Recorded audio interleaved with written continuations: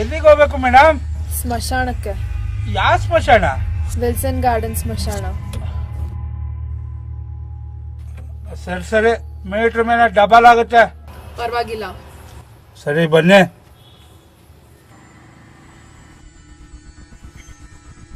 ಎಷ್ಟಾಯ್ತು? ಎಲ್ಲ ಸೇರಿಸಿ 400 ರೂಪಾಯಿ ಕೊಡಿ ಮೇಡಮ್. ನಮ್ಮ ಮನೆಗೆ ಹೋಗ್ತಾ ಇರ್ತೀನಿ. ಎಲ್ಲಿ ಮೇಡಮ್ ನಿಮ್ಮ ಮನೆ? ಸರಿ ಸರಿ, ಬೇಗ ಹೋಗಿ ತಗೊಂಬನ್ನಿ.